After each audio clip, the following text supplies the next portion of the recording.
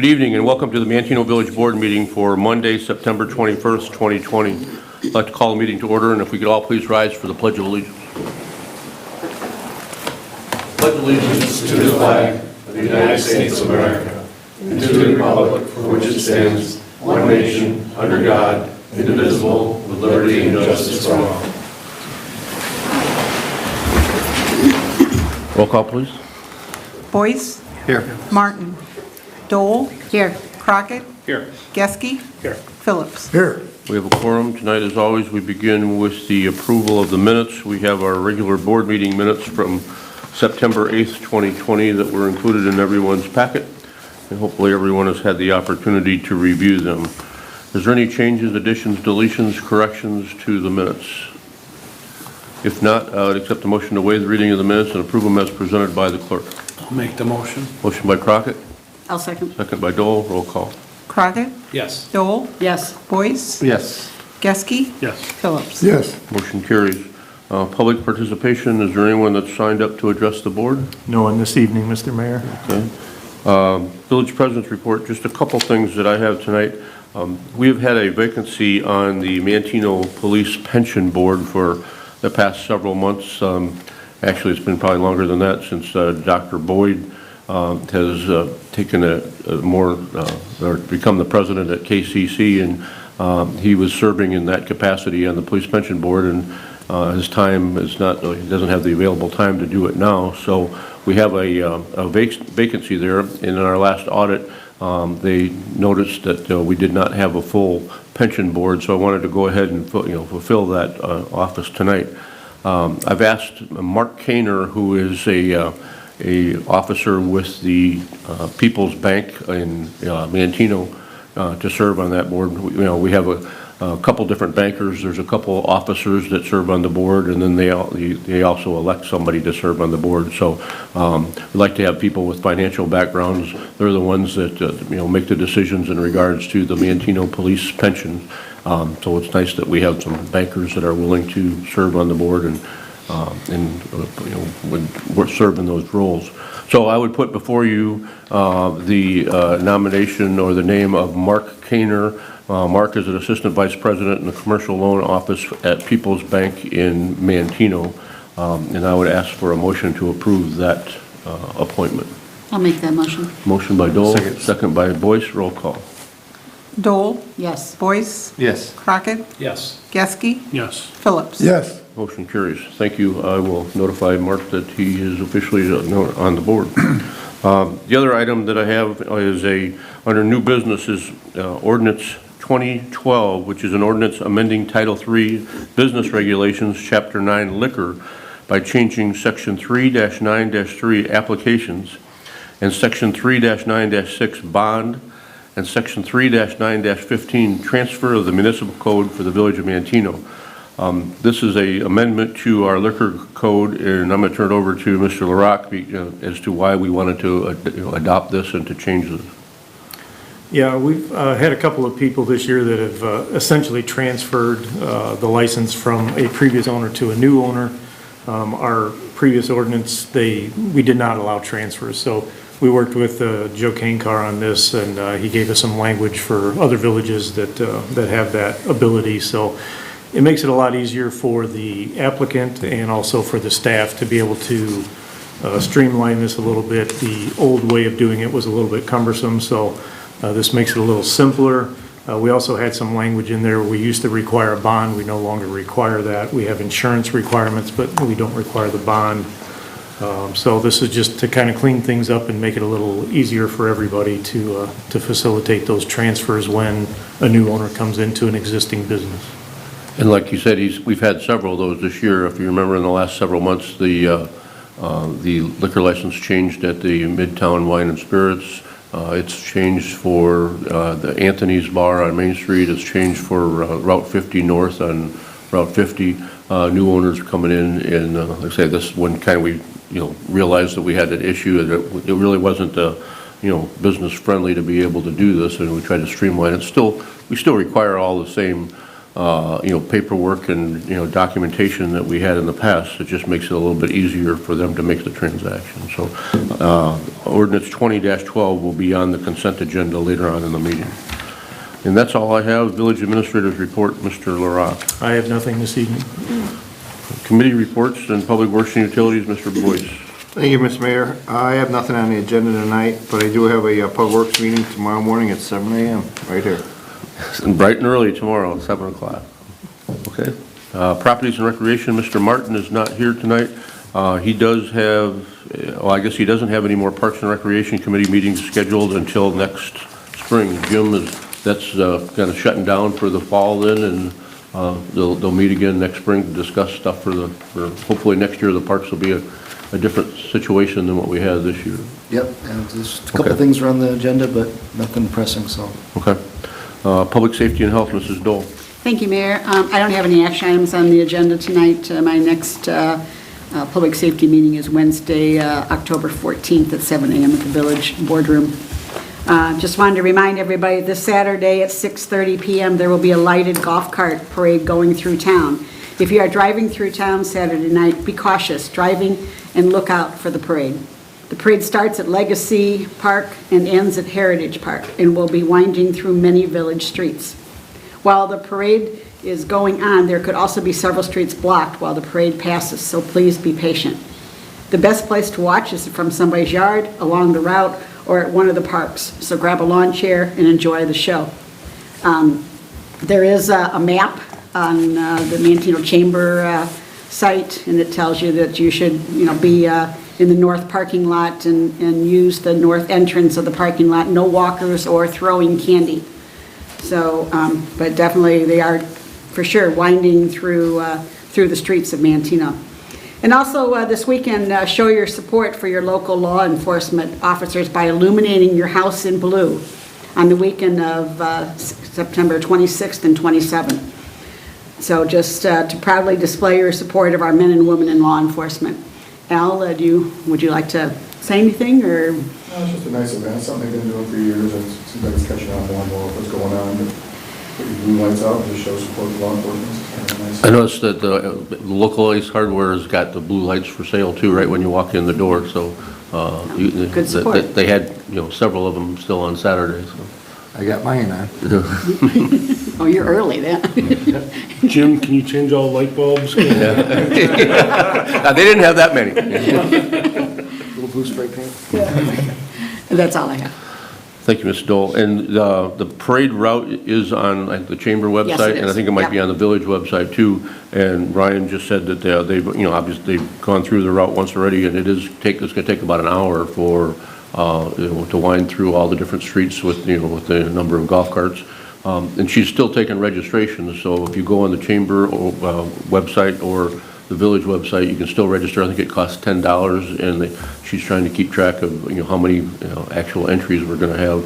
So hopefully we'll have a lot of people that will be in it and a lot of people watching. We'll also be registering golf carts at that event too. If you haven't registered your golf here yet, you can do that at the parade. And if you want to be in the parade, your golf cart needs to be a registered golf cart in the village of Manteno too, so it's a good time, if it's not registered yet, you get it registered that night, and then you can be in the parade. But starting at Legacy Park at 6:30 next Saturday, hopefully we'll have a nice night, and then people will, decorate accordingly. Thank you, Mr. Dole. Planning and Zoning, Mr. Crockett. Thank you, Mayor. I have an item on the agenda. That's Ordinance 20-13, which is an ordinance granting a variance from Title 9 zoning, Chapter 7, residential districts, Article number B-8D3, rear yard setback for the property located at 143 West 6th Street, Manteno, Illinois, in the R1 residential zoning district.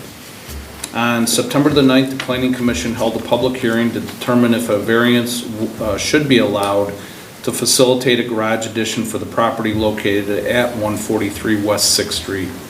As discussed at this meeting, this is a unique property with street frontages on 3 sides. In this case, the circumstances warrant the requested variance, and the Planning Commission is recommending approval by the board. Ryan, did you have any comments regarding this? I do not, like you stated in the memo, it's pretty straightforward, and I think it's a legitimate request. Other than that, I think that's it. Good. Then our next Planning and Zoning Committee meeting was scheduled for the 22nd. I believe that was canceled. The next Planning Commission meeting is scheduled for Wednesday, October 13th, 6 p.m. here in the Village Boardroom. That's all I have for this evening, Mayor. Thank you, Mr. Crockett. Finance, Mr. Geske. Thank you. I have a motion to approve the payment of $30,000 to Kerwick LLC in reference to a TIF facade agreement, which we approved on May 6th, 2019. Was it all the way back in 2018? It was, actually. It's been that long. So that is on there. I also have payment of bills in the amount of $162,191.44, of which TIF 1 is $61,591.48, and TIF 3 is $159.72. We have no bills authorized and paid between board cycle, and our next Finance Committee meeting is scheduled for October 14th at 7 a.m. And just to comment on the facade, say that was something that was approved a year ago, and it goes along with the facade program that we've participated in with, a lot of businesses on Main Street, the drugstore on First Street, throughout the whole community. This one took a little bit longer to get done than what, we originally anticipated, but still, we encourage any business in the TIF district to take advantage of this, because the TIF funds are going to be expiring next year. And so anybody that's, got, things that they want to do that's going to enhance the downtown, this is certainly a good spot for them to try to take advantage of. But they need to bring it to the board and get it approved previous to starting any projects, and it's got to be something that that's approved by the board in advance. So, but it certainly has helped our downtown and Main Street appearance by being able to do this. Thank you, Mr. Geske. General Government, Mr. Phillips. I have nothing on old business, on new business. I have an ordinance 20-14- an ordinance amending Title 3 Business Regulations, Chapter 7, Itinerant Merchants, Article 4, License Fee by changing Section 3-7-4 of the Municipal Code for Village of Manteno. That's all I have. Chris, you want to explain what we're doing there?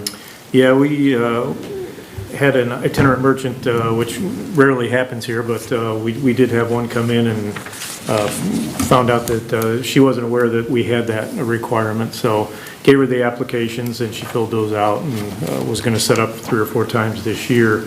And then when we looked at that, we realized it had not been updated since actually 1956. So the fees were a little behind the times. We were only charging $10 for that one-day license. So we were changing that to $50 for for-profit merchants, and we left it at $10 for anybody who's a nonprofit. So, and this is just in place to kind of control so we don't end up with a lot of people popping up, selling stuff all over town without having the right regulations, and make sure that we keep the village, fairly clean and unencumbered, and also helps the local businesses. So we want to encourage them that have the brick and mortar places here. So.